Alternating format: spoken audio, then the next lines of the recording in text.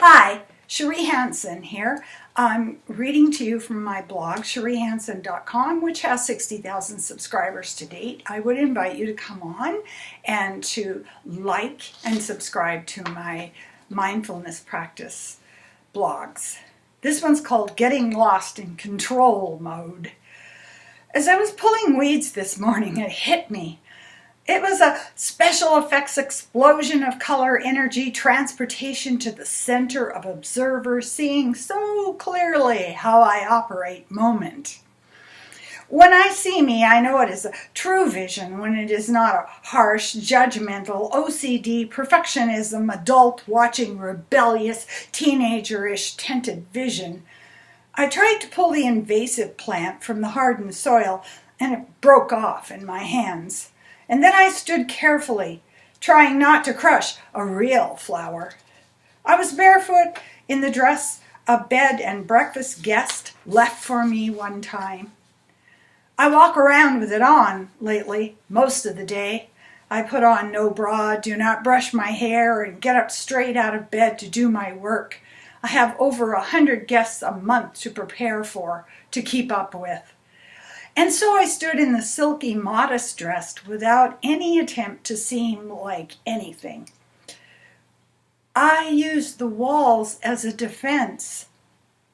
As a child, having a dangerous father who let me know at any time that he could kill me if I was not compliant.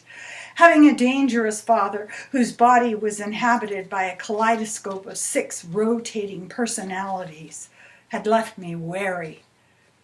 The one thing I could do once I left home was to refuse.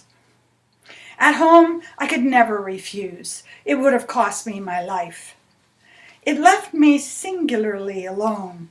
The 9 years I spent in university were spent by and large in a library. The orderly books were my defensive structures. There was quiet. No one could suddenly begin screaming in anger or pain in a library. There were no games.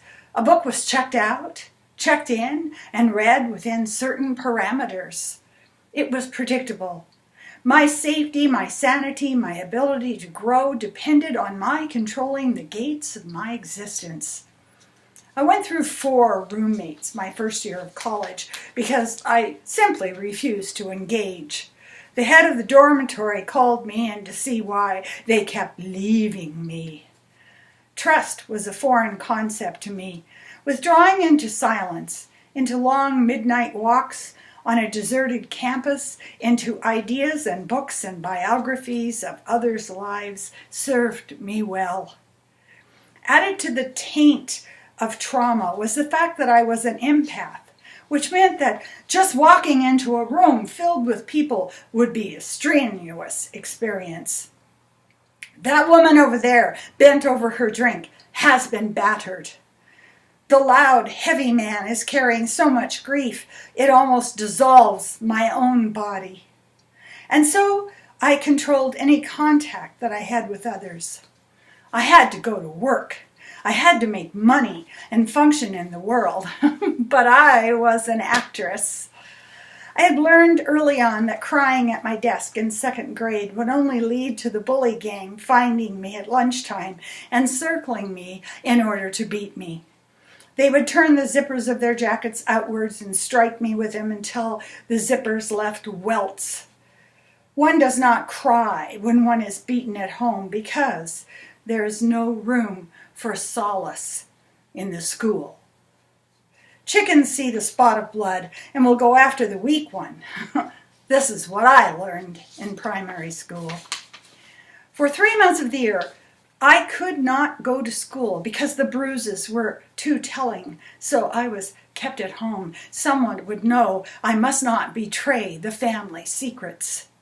I was taught that when I was the most injured is when I must most hide it.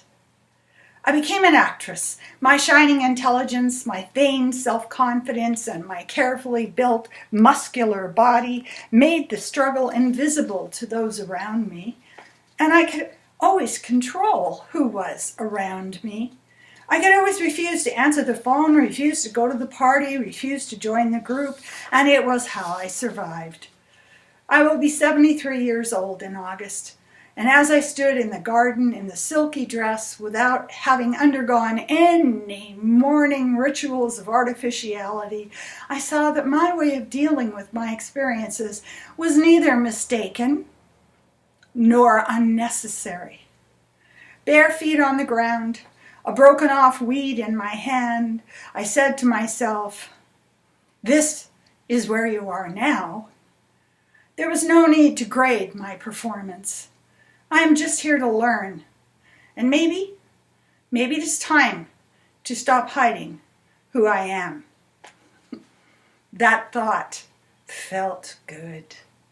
Thank you.